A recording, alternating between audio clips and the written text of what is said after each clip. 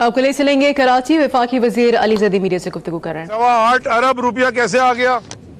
वो कहते हैं मेरा महसूस है, मेरा मालशी है। दुनिया में किसी मालशी के, किसी इंसान के बैंक में अगर 8 अरब रुपए हो, मालशी होगा किसी मालशी को? चले मैं आपसे पूछता हूं, अगर 800 करोड़ रुपए आप में से किसी के अकाउंट में मैं डाल दूं, आप ये कैमरा लेके खड़े होंगे, आप बोलेंगे मैं मालिक बन जाऊंगा टीवी चैनल का, सारे चैनल खरीद लूंगा। तो ये मालशी होंगे, किसी मालशी के पास 800 अरब रुपया पड़ा हुआ है, कह रहे जी वो मालशी है, उसका क्या काम है? अब ये बातें मुझे JIT में लिखी है, मैं क्या करूं? क्यों अजीब अजीब बातें करते हैं आके टीवी के ऊपर? खुद कह रहे हैं कि जी मेरा मालशी है। यार बड़ा अमीर मालशी है, वो शायद मालिश, खैर अच्छा हंसी। अच्छा फिर कहते हैं अच्छा नई कहानी, फिर कहते हैं नई कहानी। मुझे ऐसी आती है लोगों को। पूरी कौम हंसी, कॉमेडी शो चल रहा था टीवी पे, पकड़ लगा के, और पता नहीं कभी ईंट बजा रहे थे, क्या हो गया, खुद चले गए। अब कहते हैं एस्टैब्लिशमेंट है। अब एक लीडर था जुल्फिकार अली भुट्टो, बहुत बड़े लीडर थे पाकिस्तान के, शहीद जुल्फिकार अली भुट्टो। मानते हैं, चले गलत जुडिशियल मर्डर हो गया, मानते हैं क्योंकि जज ने खुद ही कह दिया। वो जो इतने बड़े लीडर थे, उन्होंने भी खत लिखा था एक उस वक्त के जर्नैल को यूनाइटेड नेशन से कि आपका भुट्टो, और लिखा था सिकंदर मिर्जा को कि जब पाकिस्तान की तारीख लिखी जाएगी तो सिकंदर मिर्जा साहब आपका नाम का जैसे मोहम्मद अली जिन्ना से भी ऊपर लिखा जाएगा, पढ़ ले लेटर। अब ये आ गए एस्टेब्लिशमेंट के ऊपर फायर करने। अयूब खान को डैडी कहते थे, थैंक यू। अब मुझे बताएं कि ये एस्टेब्लिशमेंट, ये कौन से जानवर का नाम है जिससे ये इतना डरते हैं? लॉ एनफोर्समेंट है भाई, इनका काम है लॉ करना। आप खत्म कर दें ना, थाने भी बंद कर दें, FIA भी बंद कर दें, नैब भी बंद कर दें, सुप्रीम कोर्ट भी बंद कर दें, जो मर्जी आप करते रहे, खुला खाता। कॉन्स्टिट्यूशन को भी फारिग कर दें, क्योंकि आपसे सवाल पूछो तो आप एस्टैब्लिशमेंट के पीछे पड़ जाते हैं। उनका काम है ये पूरी, ये जितनी लॉ एनफोर्समेंट एजेंसीज हैं, उनका काम है कि कानून नाफिज रखें और चोरों को पकड़ें। और जब उन्होंने पहले नहीं पकड़ा तो उसका मतलब वो अपना काम नहीं कर रहे थे, चाहे कोई भी हो। जब वो नहीं पकड़ रहे थे ना, इसका मतलब वो अपना काम नहीं कर रहे थे। अब अगर कोई इदारे अपना जब काम करना शुरू हो गए हैं, एक नए पाकिस्तान में हर इदारा इंडिपेंडेंटली काम कर रहा है, इनकी समझ नहीं आ रही। ये पता नहीं इधर दीवारों पे सर मारते फिर रहे कहाँ कहाँ। हाँ हाँ, अब इनको करना क्या चाहिए? मैं एक मशवरा भी देता हूँ, हालांकि मैं किसी दूसरी जमात को मशवरा नहीं देता, लेकिन मैं आज मशवरा देता हूँ। खुदा के वास्ते कतरी लेटर, कोई फेक ट्रस्ट डीड, कोई कैलबरी फॉन्ट, इस तरह की कोई आप मत दीजिएगा एक्सक्यूज। पैसे तो पकड़े गए आपके। मुझे समझाएं कि सारे के सारे पैसे ओमनी ग्रुप में कैसे चले गए? जो शुगर मिल सिक, जो इंडस्ट्री को, सिक इंडस्ट्री को उठाना पता चला गया ओमनी ग्रुप में। मुझे ये कोई बताए कि सिंध हुकूमत की 10-11 हजार एकड़ जमीन बहरिया टाउन में कैसे चली गई? कैसे गई है? किसी ने साइन किया होगा, कोई कागज बना होगा। हम हुकूमत में आए ना, हमें पता है ना, एक आदमी को नौकरी पर रखना हो या निकालना हो, पूरी समरी बनती है, कैबिनेट के पास जाती है, कैबिनेट अप्रूवल होती है, डिस्कशन होता है, लोग सवाल जवाब पूछते हैं कि भाई क्यों करना चाह रहे हैं।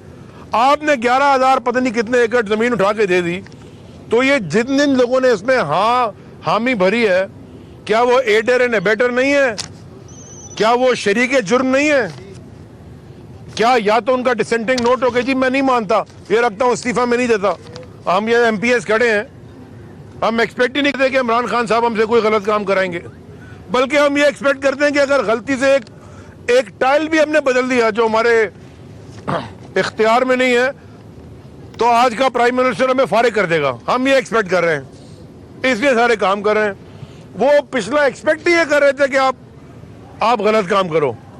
ना भूलें कि ये जो JITयां मैं मांगता फिर रहा हूँ कोर्ट के अंदर आज भी, निसार मुराई की और उजैर बलोच की, और ये इनके सारे भूले नहीं है इन्होंने क्या क्या काम किए हैं। ये सब आपके सामने आने वाली चीजें। आखिर में मैं ये कहना चाहता हूँ कि मुझे जो हमारे सिंध की अवाम है ना, बड़ा तरस है।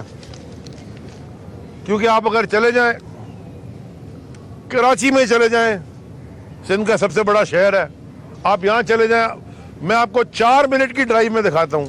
ये इधर से कारसात उतर के रोड क्रॉस करें, मेरा हल्का है, ये भी हल्के का ऐसा है, वो है 104। वहाँ कचरे का हाल देखें। हम उठाते थे खुद इलेक्शन कैंपेन में, अभी भी उठा लेंगे, लेकिन कोई सिस्टम ही नहीं है। वो मेयर अलग चीख रहा है कि इख्तियार नहीं है जिनके पास, और लोकल बॉडी का मिनिस्टर, सिंध लोकल बॉडी का मिनिस्टर, लोकल गवर्नमेंट का, उसी हल्के से एमपीए बना हुआ है। माने उस हल्के को तो पेरिस बनना चाहिए था ना, जहां से आप जीते हो। उस हल्के का हाल देखें तो बाकी पूरे इंटीरियर सिंध में क्या तबाही की है इन्होंने, क्या हाल है लोगों का। जैकाबाद में, सक्खर में, गोटकी में, लाड़काना में, हैदराबाद में, बदीन में, मीरपुर खास में, ये आप इलाके जाके देखें। वहां मीडिया पहुंचता नहीं है। इधर पर मीडिया वहां हर वक्त पहुंच नहीं सकता, एक आध प्रोग्राम में कोई दिखा देता है।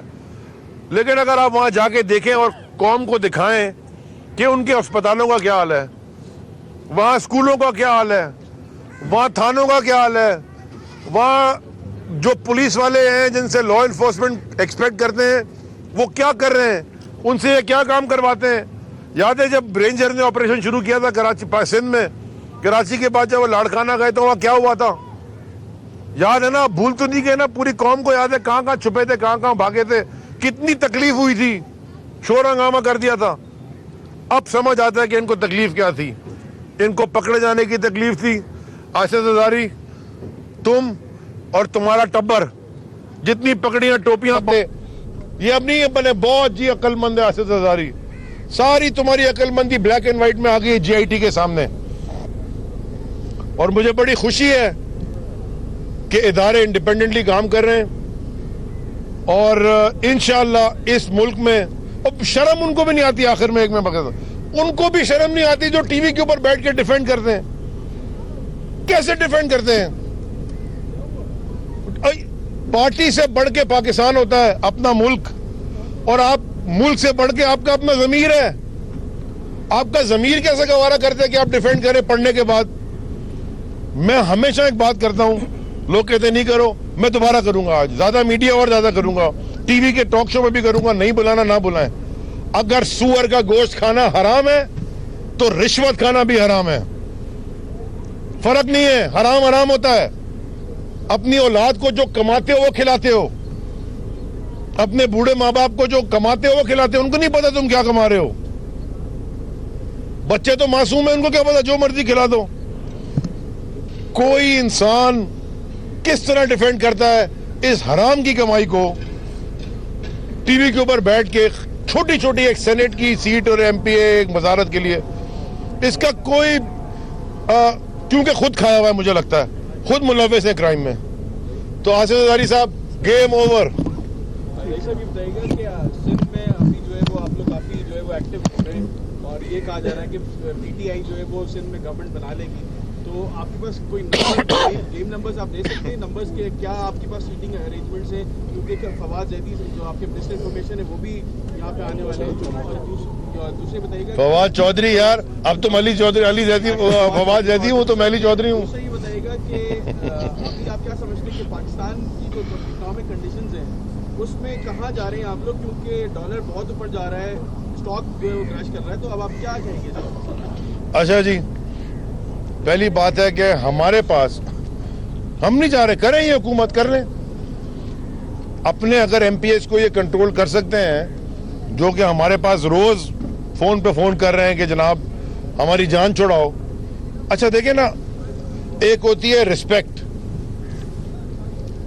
बिकॉज ऑफ एक्शंस, माने कि इज्जत आप करते हैं किसी के, उसकी कारकर्दगी पे, उसके ज़मीर पे, उसके किरदार पे उस इंसान की इज्जत होती है।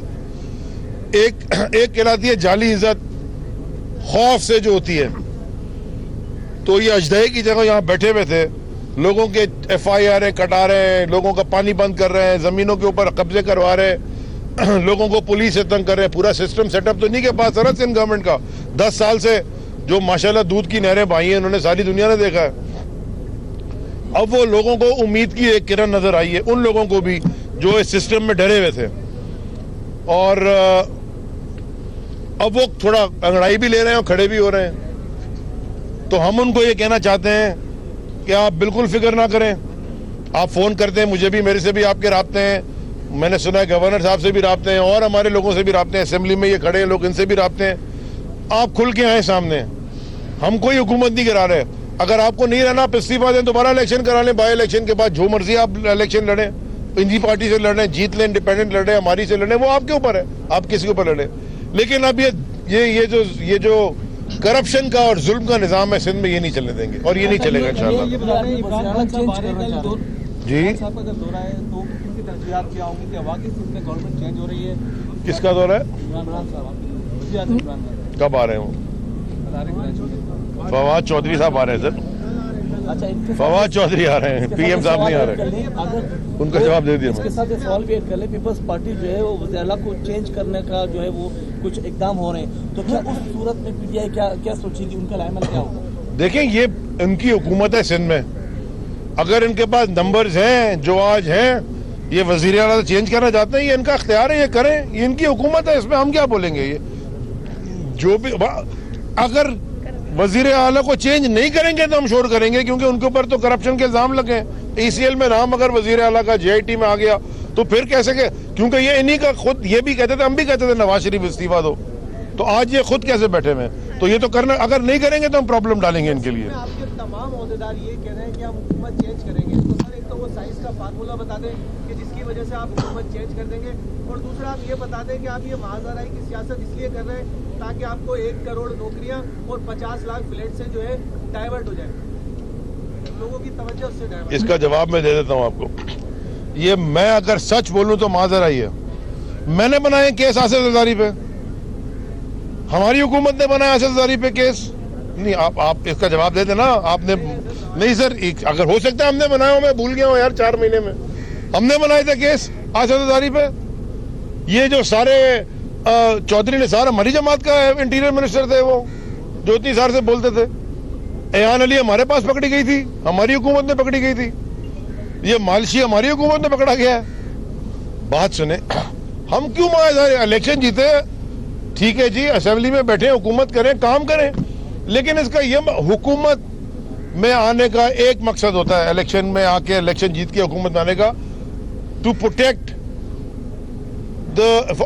अपने मुल्क के लिए खिदमत करो, लोगों की प्रोटेक्शन दो, उनकी माल को, उनकी जात को, उनकी लाइफ को, हर चीज को काम करो, लोगों के लिए पॉलिसियां ठीक करो। करप्शन नहीं मतलब होता, माल खाना नहीं मतलब होता, जो इतने साल से कर रहे हैं। तो माजराई हम कहाँ कर रहे हैं? कौन सी माजराई कर रहे हैं? ये कर रहे हैं शोर हंगामा कि हम पता नहीं कहां से निकल आएंगे और ये करेंगे, करें। अगर मैं तो बल्कि ये चैलेंज, मैं तो उनको दावत देता हूं, पीपल्स पार्टी को मैं दावत देता हूं कि जरूर एहतजाज करें, राइवेंट के आगे जाके करें ना, केस तो उन्होंने बनाए।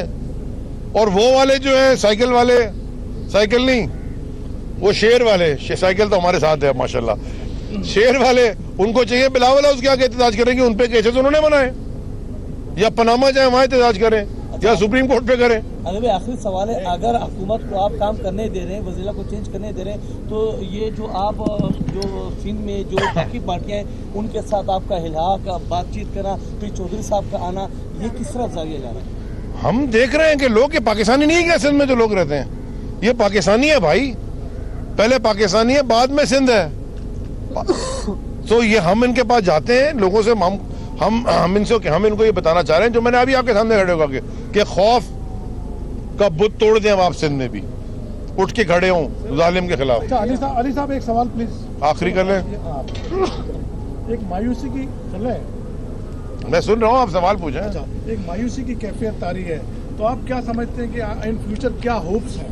सर इसी में ऐड कर लीजिएगा कि कराची पैकेज हम कब देख रहे हैं, क्योंकि आपके वजीर, सदर, गवर्नर, आप खुद कराची से इलेक्ट हुए, लेकिन कराची पैकेज 4 महीने में अभी तक नहीं आया। तजावुजात में जो ऑपरेशन हुए उसमें काफ़ी लोग और मुल्क भर में कराची में बेरोजगार हो गए, उनके लिए क्या प्लान है, क्योंकि महंगाई बढ़ रही है, इकोनॉमिक कंडीशन। मुझे नहीं समझ आ रही कि आपको किसको मायूसी नजर आ रही है। एक्सॉन को तो मायूसी नजर नहीं आ रही, दुनिया की सबसे बड़ी तेल की कंपनी है, वो उधर आके दफ्तर लगाना चाहती है, खोल लिया है दफ्तर, ड्रिल कर रही है। वो और बड़ी कंपनी है, कारगिल, ब्रिटिश एयरवेज को तो मायूसी नजर नहीं आ रही।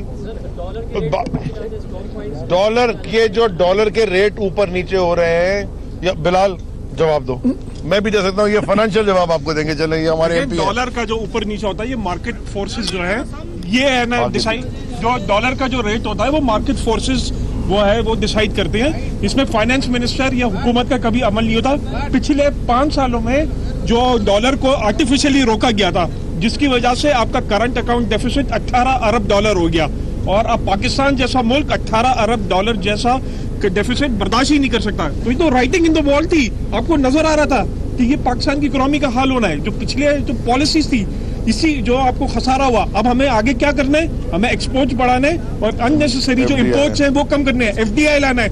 आपको कंजम्पशन बेस्ड इकोनॉमी नहीं बढ़ानी, आपको investment based, saving based economy लेके आपको तरक्की करनी है। एक्सपोर्ट्स की बेटरमेंट के लिए हमने 5 जो सेक्टर्स हैं, 0 सेक्टर्स हैं, उनके लिए हमने बिजली के रेट कम किए हैं। हमने जो इंपोर्ट सब्स्टिट्यूशन है, जो रॉ मटेरियल है, हमने वो हमारी कॉमर्स मिनिस्ट्री अगले महीने बहुत ही जल्द है ना एक पॉलिसी ला रहे हैं कि हम किस तरह एक्सपोर्ट बेस्ड इंडस्ट्रीज हैं उनको किस तरह हम सपोर्ट करें। तो ये सारी हमारी जो पॉलिसीज हैं बन गई हैं और आहिस्ता आहिस्ता इम्प्लीमेंट हो रही है, जिसका आप रिजल्ट देख लें कि पिछले महीने आपका जो करंट अकाउंट डेफिसिट था, जो $2 बिलियन से था, वो $1 बिलियन से नीचे आ गया है। लास्ट सवाल। वफाकी वजीर अली जैदी कराची में मीडिया से गुफ्तगू कर रहे हैं।